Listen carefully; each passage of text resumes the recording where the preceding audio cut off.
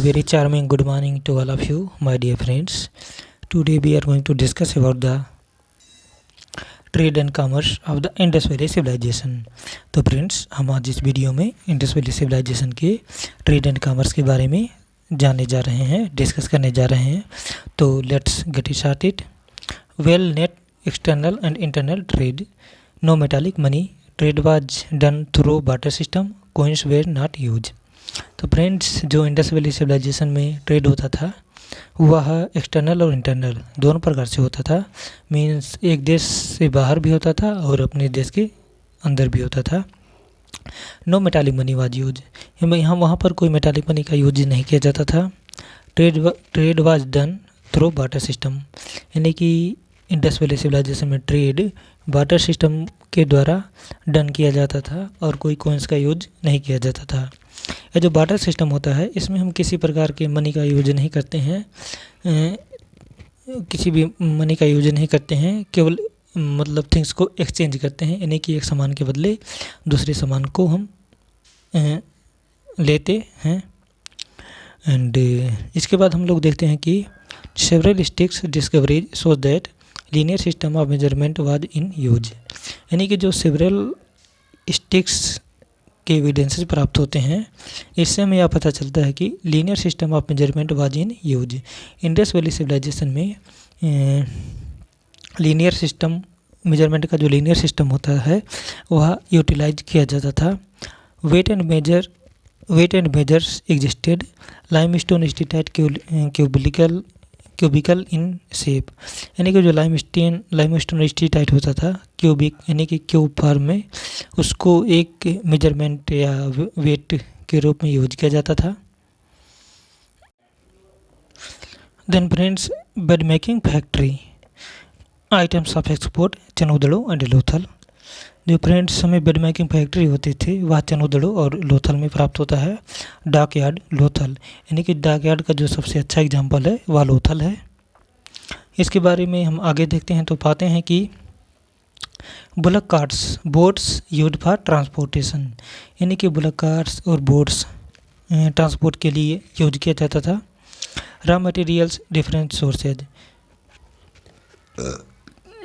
यानी कि विभिन्न प्रकार के रॉ मटेरियल्स वो ट्रेड यानी कि एक्सपोर्ट और इंपोर्ट किए जाते थे। जैसे हम कुछ मटेरियल का एग्जांपल, मेटल का एग्जांपल पाते हैं तो चलिए देखते हैं। Gold from north Karnataka, silver and lapis Afghanistan and Iran, copper Khetri and Balochistan, यानी कि जो गोल्ड का एविडेंसेस था वह कर्नाटक से, नॉर्थ कर्नाटक से। सिल्वर एंड लेपिस का एविडेंसेस अफगानिस्तान एंड ईरान से। कॉपर का एविडेंसेस खेतरी और बलूचिस्तान से हमें प्राप्त होता है। Primary purpose to make ownership, यानी कि जो है प्राइमरी पर्पज होता था ट्रेड एंड कॉमर्स का, ये एक ओनर बनने के लिए होता था, यानी कि ओनरशिप को इस्टेब्लिश करने के लिए किया जाता था। तो फ्रेंड्स, इसके बाद हम लोग देखते हैं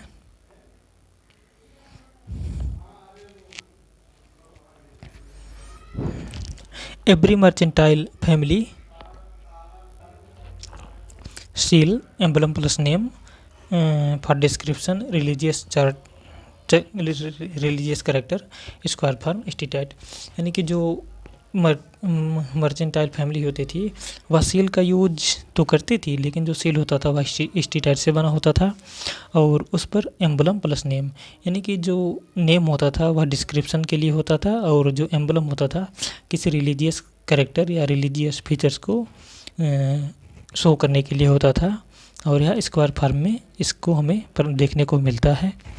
मेसोपोटामिया रिकॉर्ड्स ट्रेड, यानी कि trade Meluhha ancient name of Indus valley civilisation.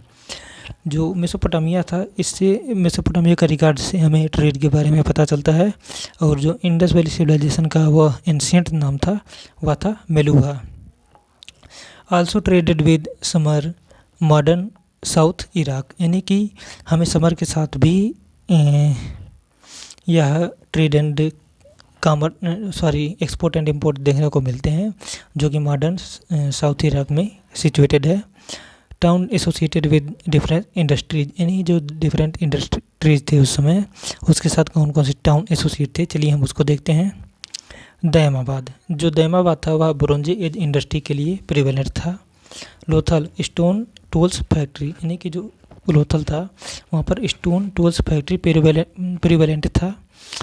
Balakot, Balakot से हमें पियर बैंगल एंड सिल इंडस्ट्री के एविडेंसेस प्राप्त होते हैं। चनहुदड़ो, बिट्स बैंगल इंडस्ट्री, यानी जो चनहुदड़ो का हिस्टोरिकल साइट है यह बैंगल इंडस्ट्री के लिए फेमस था। तो फ्रेंड्स, अब तक हम लोगों ने किसके बारे में बात किया, यानी कि इसके ट्रेड एंड कॉमर्स के बारे में आज हम लोगों ने बात किया, जो कि इंडस वैली सिविलाइजेशन की बहुत ही इंपॉर्टेंट कैरेक्टरिस्टिक है।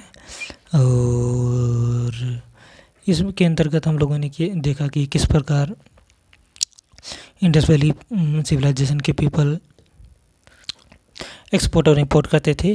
और इसी के साथ हम अपनी बातों को फिनिश करते हैं। हम मिलेंगे नेक्स्ट वीडियो में इंडस वैली सिविलाइजेशन के रिलीजियस, सोशल एंड पॉलिटिकल